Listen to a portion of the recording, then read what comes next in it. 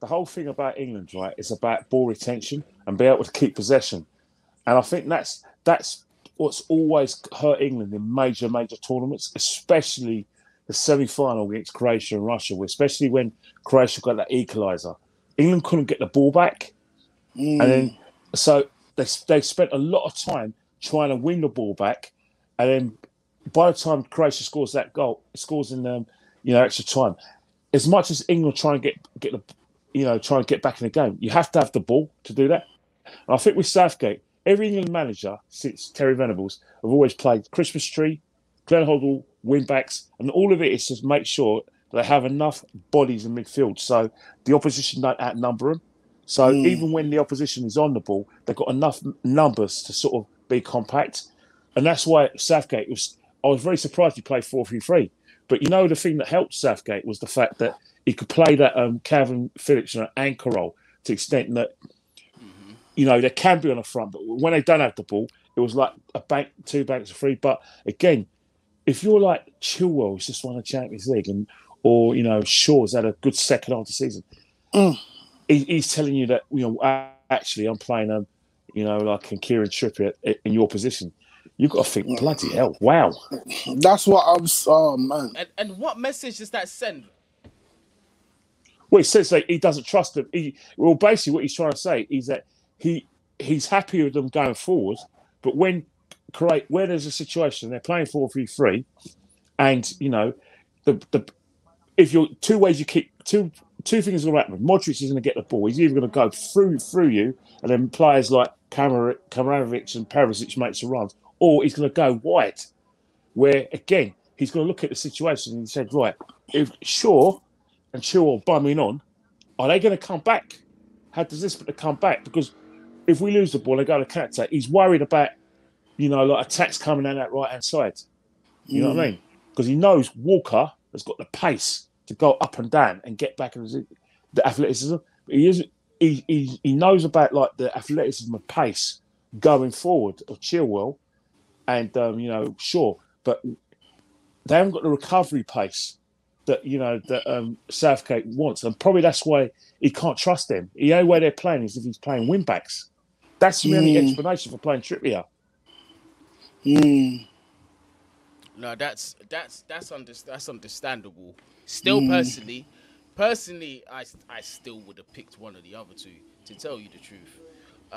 But there are a lot of games going forward, and to be fair, Southgate did get the job done. We won our opening game. We got our 3 points. That's what matters. Sterling, innit? It's trust Sterling, innit? What's this? I know everyone likes Grealish, and Grealish, I would have had him playing, but not at the expense of Sterling, because simple reasons that Sterling is someone who's played in 3 tournaments, and you can't knock his recent records for Southgate in big games, albeit World Cup qualifiers. He has turned up, especially when Kane, invariably, if Kane don't score, it's normally Sterling and Rashford who turn up for him. Rams, I'll let you take that one. Go that one, boy. That's true though.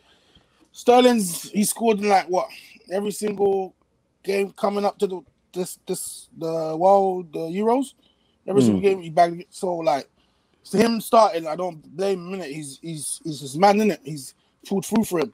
But for me, Trippier at right back, at left back, that was alright, cool. You done that with Croatia, innit? Because they didn't have pace on the wings.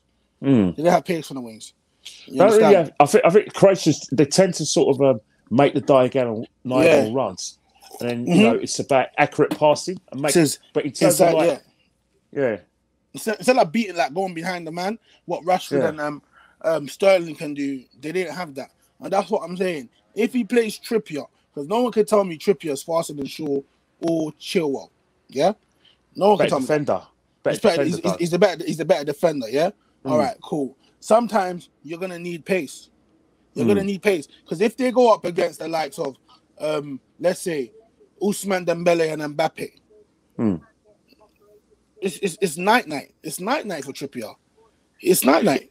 It's because he ain't got no pace.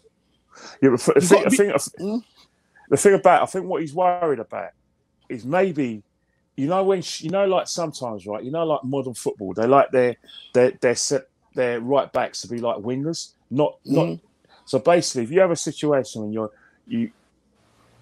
Walker's bombing on, and sometimes like Luke Shaw and Chilwell maybe do it with him. Now, say he knows Walker can come back.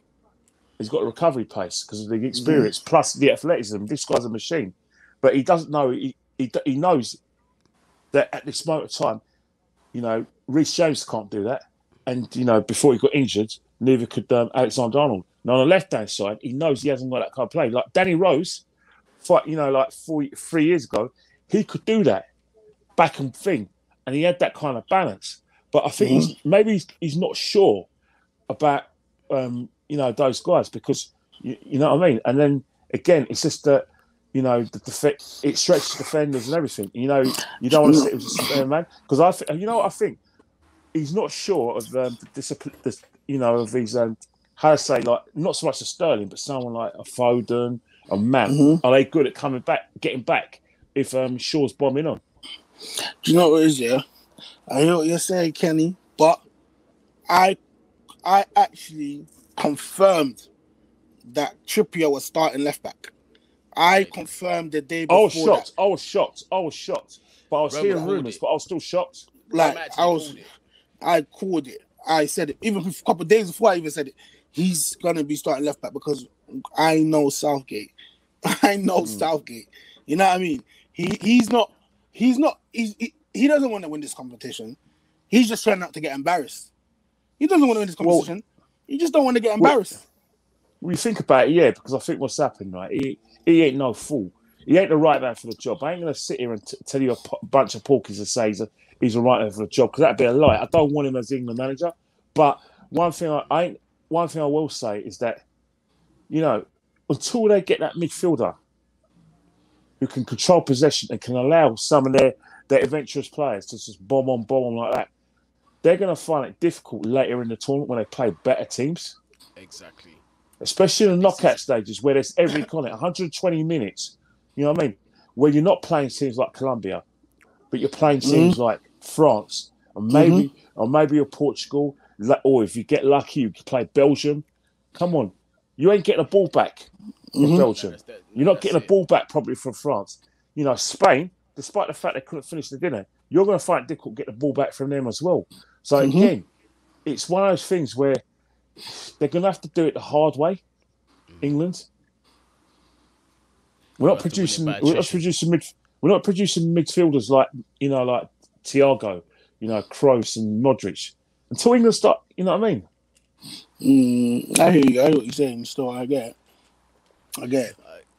It's a Grealish is a funny one because you see if Grealish starts whatever game he starts, I think Kane he doesn't drop his D in any of the games because he doesn't need to. Because Grealish is that man where he can pick up that ball from deep, he can beat 3 or 4 men.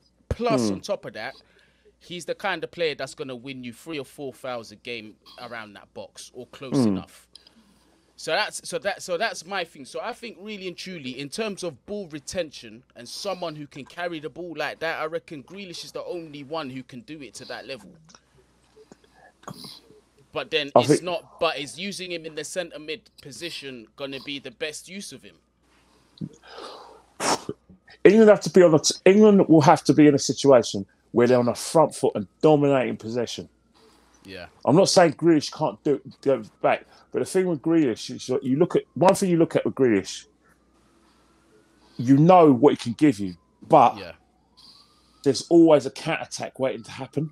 Especially, you know what I mean, because of the fact he's running from deep. No, it's true, and it's interesting to see how we are going to face up against one of these teams because one team in particular that I can think of the top of my head who is going to absolutely lap that up is Italy. They're going to whatever we throw at them, they're going to lap it up. And the thing is and they're another team, that midfield technically is superb. So when it comes to even trying to get possession off of them, it's going to be a headache. You saw what they obviously granted England, Turkey, 2 different teams. But it's still a statement when your entire midfield has to be subbed off because they can't handle the press and they can't handle chasing shadows for that. So that just goes to show, like, and I'll go on to say this as well, is that us England fans, right? We have been looking at our team. Some of us have overrated it, and some of us have completely ignored other teams that are still in this competition. Because it's like you were saying the other day, Roma. Do we have a better team than Italy? I don't think so. Do we have a better team than France? Absolutely. No. Do we have a better team than Germany? Absolutely not. Do we have technical ability as good as Portugal? No. Absolutely not. We don't even have more technical ability than Spain. Bro, we don't have more technical ability than Spain, bro. So listen, those are 4 teams only that I've mentioned that are clearly better than England are. So this winning the Euros thing this year, listen, nothing's impossible, but honestly, I wouldn't put my eggs in that basket. That's what I'm saying with England. You know what it is? This is not the competition we're gonna win. We got all our best players are still young.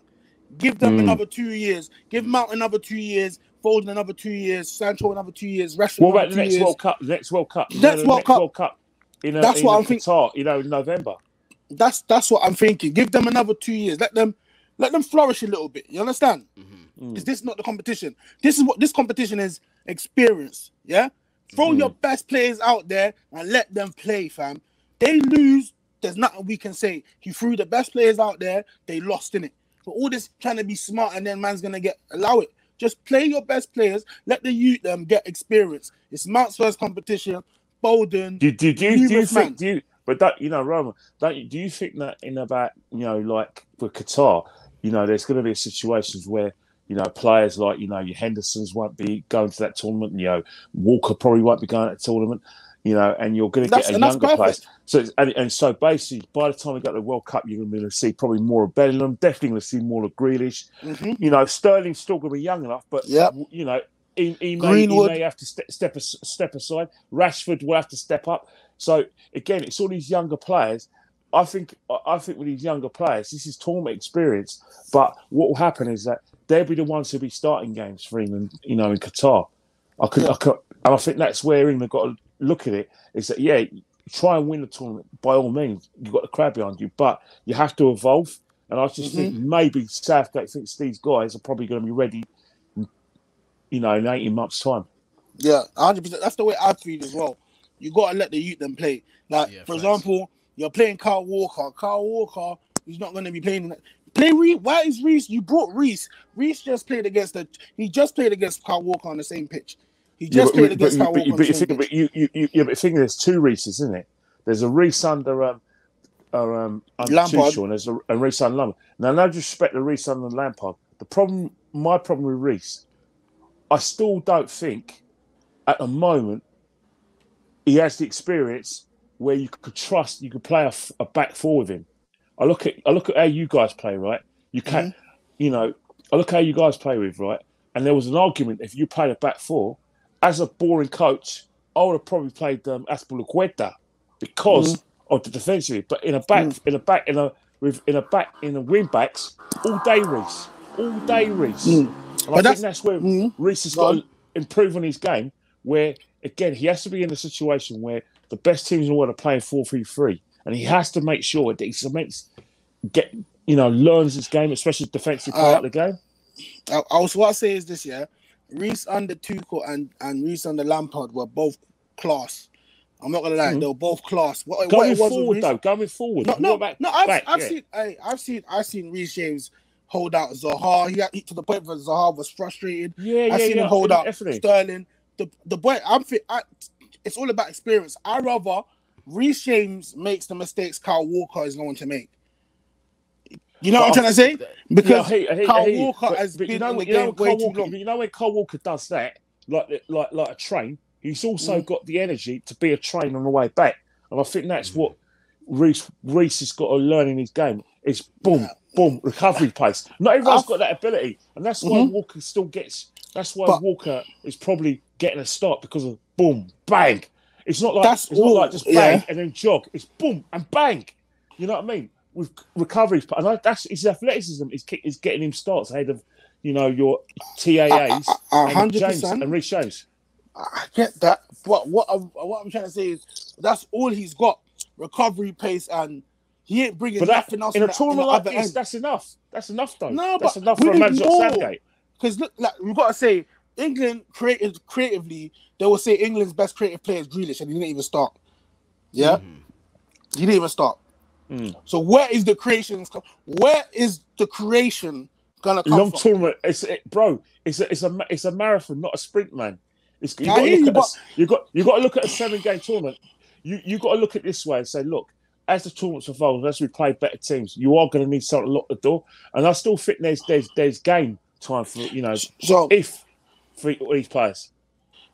The funny thing is, well, with Kyle Walker, like I said, I trust Southgate to play these guys because he trusts them for the last competition. You understand? That's the only reason. Because Kyle Walker wasn't even the best right back at Man City this season. What's he doing? Probably not. Like, honestly, what's he actually doing there? What's he actually doing there? He wasn't even the best.